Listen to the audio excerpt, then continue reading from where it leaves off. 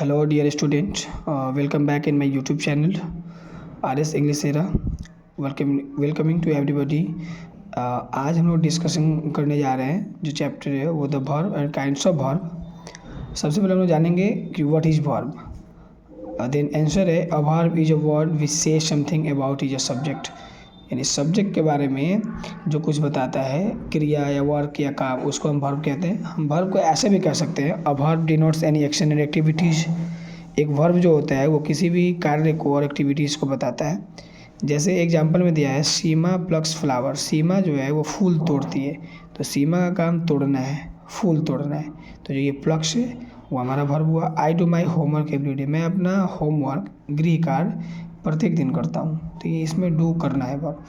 अब हम आते हैं काइंड्स ऑफ वर्ब में। तो पिक्चर के द्वारा हम समझेंगे कुछ, जैसे रीड दिस सेंटेंसेस कह रहे हैं सोहन पुश्ड। सोहन ने धक्का दिया किसे? तो सोहन पुश्ड कार को धक्का दिया। नाउन के लिए वो यूज हुआ पुश्ड, यहाँ ये वर्ब हो गया। The children drank. बच्चों ने पिया। क्या पिया? तो the children drank the milk. बच्चों ने दूध पिया। फिर है दे मूव्ड। उन लोगों ने हिलाया। They move the chair. Chairs को हिलाया एक जगह से दूसरी जगह। तो ऐसे में ये एग्जाम्पल विथ पिक्चर्स हम समझ सकते हैं और रिटन फॉर्मेलिटीज़ में है। अब ये आता है कि द वर्ब पढ़ने के बाद, जैसे वर्ब को कह रहे हैं कि a verb denotes any action and activities, और दूसरे रूप में कह रहे हैं a verb is a word which says something about a subject, यानी कि क्रिया वह है जो किसी काम को करना या होना दर्शाता है, बताता है। अब हम चलते हैं काइंड्स ऑफ वर्ब में। तो काइंड्स ऑफ वर्ब में कह सकते हैं कि there are two kinds of verb. First में हम ट्रांजिटिव और सेकंड में इनट्रांजिटिव वर्ब को लेकर हम ट्रांजिटिव वर्ब को समझते हैं कि ट्रांजिटिव वर्ब क्या है। ट्रांजिटिव वर्ब में a verb which requires an object after it to complete its sense is called a transitive verb. मतलब ऐसा वर्ब जो अपने बाद किसी ऑब्जेक्ट को रखे, यानी कर्म को रखे और उस सेंटेंस को क्लियर कराए, वो ट्रांजिटिव वर्ब होता है। तो हम लोग एग्जाम्पल के बीच समझेंगे। जैसे एक बार और इसको पढ़ते हैं हम लोग। इन दी सेंटेंसेस द वर्ब्स, इसके लिए बोला गया है। जैसे व्हाट डिड सोहन पोस्ट, तो उसने एक कार को पोस्ट किया। What did the children milk को। व्हाट डिड दे मूव, उसने चेयर को खिसाया। अब है the word car is called object of the verb post. इसमें जो आया है सोहन पुश्ड अ कार, तो ये पुश जो हमारा वर्ब है, तो इसी वर्ब के बाद आया है ए कार जो ऑब्जेक्ट है, यानी कि यह वर्ब अपने बाद ऑब्जेक्ट रखा है, तब जाके ये ट्रांजिटिव वर्ब हुआ है, क्योंकि ये इस लाइन को कंप्लीट करने के लिए पुश्ड का इस्तेमाल हुआ है और ये जो वर्ब है अपने साथ ऑब्जेक्ट रखा है। उसी तरह द चिल्ड्रन ड्रैंक, ये ड्रंक जो V2 है, वर्ब का 2 है, इसने भी अपने साथ द मिल्क ऑब्जेक्ट रखा है। यानी कि नॉर्मली हम लोग कह सकते हैं कि जो भी वर्ब अपने बाद में ऑब्जेक्ट रखे अपने सेंटेंस को पूरा करने के लिए और मीनिंगफुल सेंस बताने के लिए, वो वर्ब ट्रांजिटिव वर्ब का हिस्सा होता है। अब हम आते हैं इनट्रांजिटिव वर्ब में।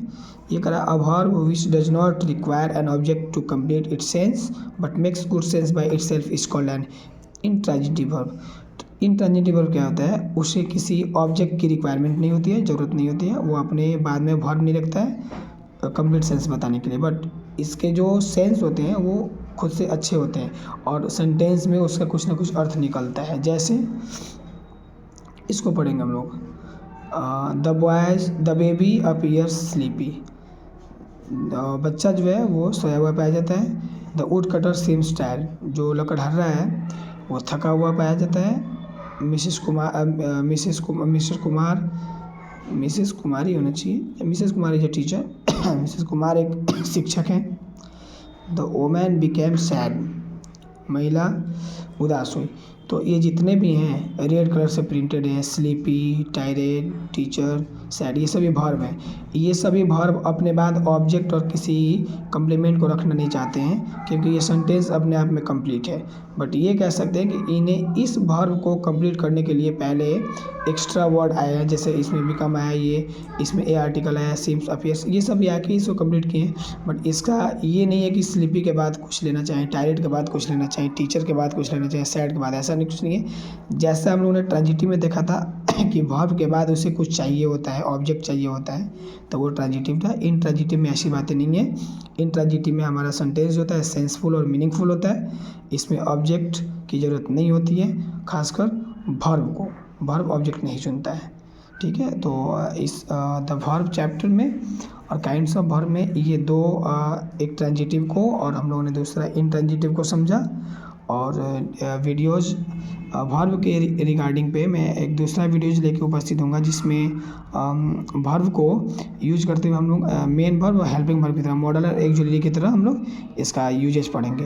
तो इस वीडियोज़ को देखें, समझें, वर्ब के रिगार्डिंग अपने नॉलेज को बढ़ाएं। और इससे जुड़े, इस वीडियो से जुड़े जिससे किसी भी प्रॉब्लम हो वो सही प्रॉब्लम कमेंट्स में शेयर करें, एक दूसरे को बताएं, शेयर करें, लाइक एंड सब्सक्राइब करें। आज की क्लास में इतना ही। वेट करें नेक्स्ट वीडियो जो वर्ब चैप्टर का होगा, जहाँ पर लोग डिटेल्स समझेंगे। Thank you for watching.